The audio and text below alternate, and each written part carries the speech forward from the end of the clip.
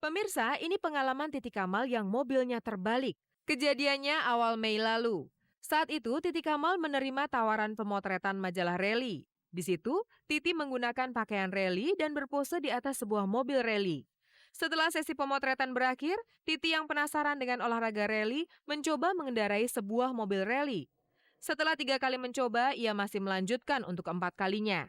Tanpa menggunakan pakaian pengaman dan helm,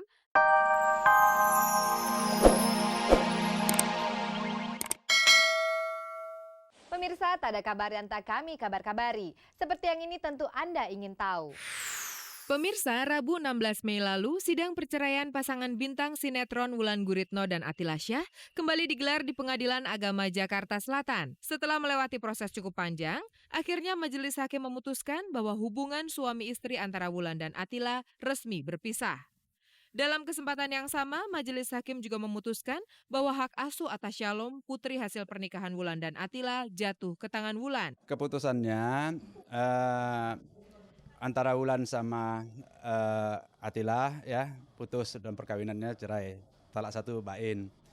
Juga masalah anak ini di bawah perawatan dan pengasuhan Wulan. Apakah yang menjadi pertimbangan hakim saat memberikan hak asuh Shalom kepada Wulan? Kita lihat dari sisi hukumnya juga, kompilasi hukum Islam pasal 105 ayat A ya, bahwa anak-anak yang belum memayis itu kita lihat di sini Shalom kan baru umur 3,5 tahun ya, di bawah pengasuhan dan perawatan ibunya. Dan juga jurisprudensi juga menguatkan bahwa anak-anak yang belum di bawah umur belum dewasa itu di bawah pengasuhan ibunya. Atila mengaku kecewa atas keputusan hakim itu. Kurang srek aja ya, saya masih ada kekecewaan aja. Karena kayak sepertinya tanggung jawab kami, daya upaya kami ini sebenarnya tidak semudah seperti keputusan mereka yang semudah itu yang mereka lontarkan. Kekecewaan Atila akibat kehilangan hak asuh atas putrinya Shalom ditumpahkannya kepada majelis hakim yang dianggapnya memihak. Di sini kan sebenarnya hakim kan harusnya lebih bisa lah menyimak, benar-benar melihat ya, melihat apa sih yang sudah kita berikan. Nih kita tergugat loh, harusnya kita yang lebih dibaca loh, kita tergugat. Saya tuh berharap seperti demikian. Saya ini belum pernah sekolah hukum, saya belum pernah apa, tapi kita melihat, kita tergugat.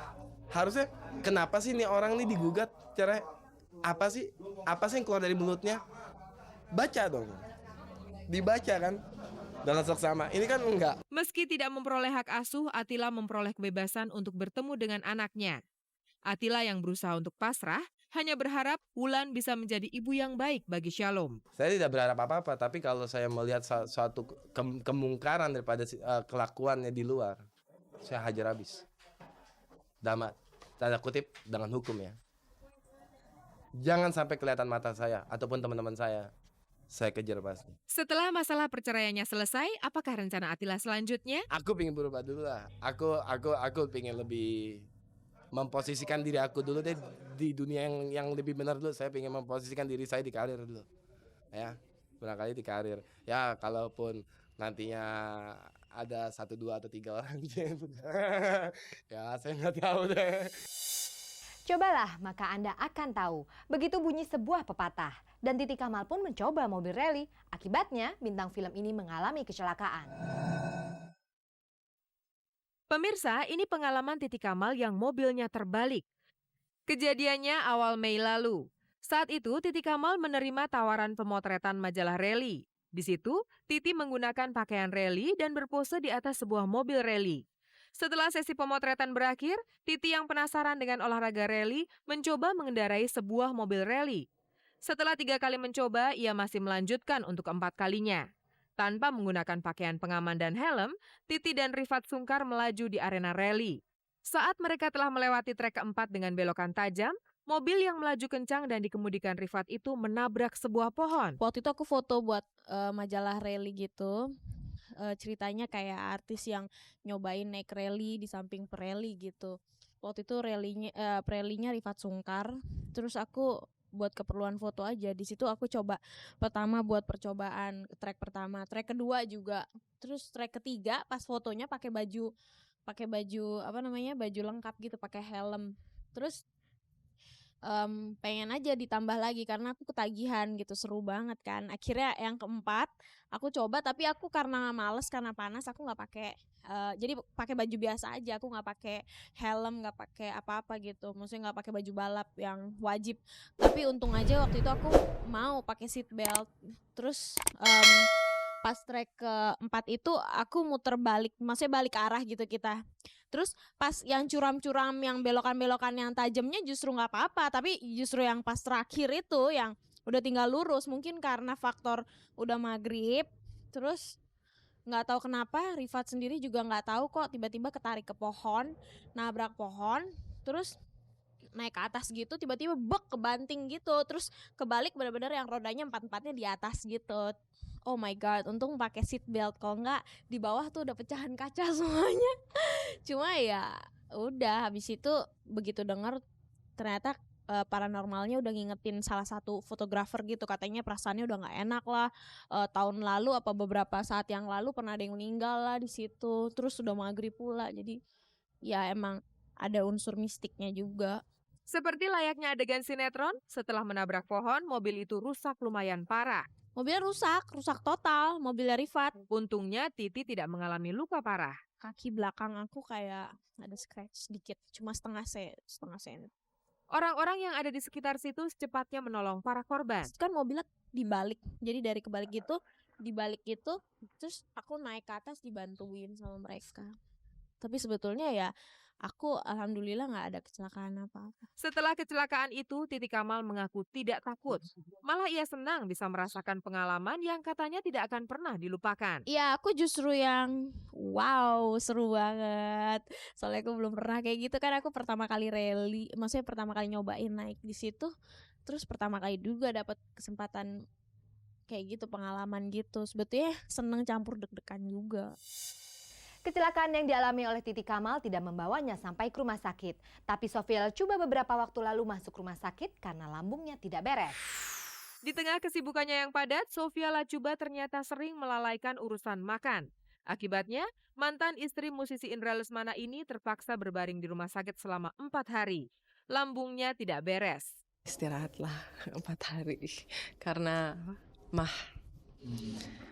Itu karena emang bandel soal makanan, jadi akhirnya tumbang deh.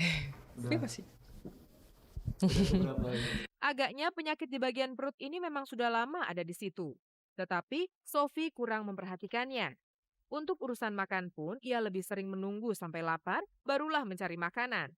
Bahkan tidak jarang ia menunda makan hingga larut malam. Enggak, kayaknya udah lama gitu, tapi nggak pernah dirasain. Terus waktu hari Kamis tiba-tiba tumbang aja gitu di rumah. Terus dokter bilang ya ini ya lambung. Sofi yang penggemar coklat itu memang sangat mengontrol berat tubuhnya. Ini penting sebagai artis. Tapi setelah sakit ini, apa iya itu masih sangat penting? Nah, emang karena makanan sih ya, karena kita makannya nggak teratur, atau juga bisa karena bakteri. Tapi ini kan kebetulan bukan karena bakteri, hanya karena emang bandel soal makanan aja. Jadi ya harus dijaga, tiap 2 jam harus diisi, gitu. Jadi nggak boleh kosong. Meski rawan terserang sakit mah, Sofi mengaku tetap saja malas makan. Apalagi kalau sedang banyak pikiran. Baru-baru ini ia sempat dipusingkan soal kekasih yang dikabarkan meninggalkannya. Apakah hal itu yang mengganggu pikiranmu sehingga membuat malas makan? Mungkin juga. Emang dasar bandel sih soal makanan. Tapi sebenarnya nggak makan sih nggak sedikit. Kalau sekali makan ya suka makan banyak gitu. Kalau lagi mood, cuma kadang-kadang kalau ada pikiran kita mikir stres atau ya mikir, jadi males aja makan. Makan sih tapi nggak ada rasa, ya mendingan nggak usah makan. Meski sempat rawat inap di rumah sakit, Sofi yang selalu ditemani Eva, putri tunggalnya, tidak terlalu mengkhawatirkan penyakitnya itu. Dunia show bisnis yang digelutinya memang membuatnya sering diserang mah. Enggak lah, ini kan penyakit biasa lah, penyakit para pekerja di show bisnis gitu. Jadi ya sensitifnya emang di perut saya. Sebelum ini, Sofi sangat tidak menyukai obat, tapi sekarang ia terpaksa berdamai. Oh iya, banyak. Males juga, saya juga paling males tuh minum obat tuh. Jadi gitu selalu harus ada biskuit di. Saat kami temui di sebuah stasiun televisi, Sofia Lachuba sedang mengantar Eva untuk menghadiri sebuah audisi pemilihan MC anak-anak. Apakah sang ibu memang sengaja mengarahkan anaknya untuk mengikuti jejaknya? Ya enggak sih, dia mau, dia pengen banget gitu. Dan ya gimana mau larinya jadi pembalap kan nggak mungkin gitu. Paling jauh ya penyanyi, kalau enggak bintang film atau ya terserah dia lah dia mau jadi apa.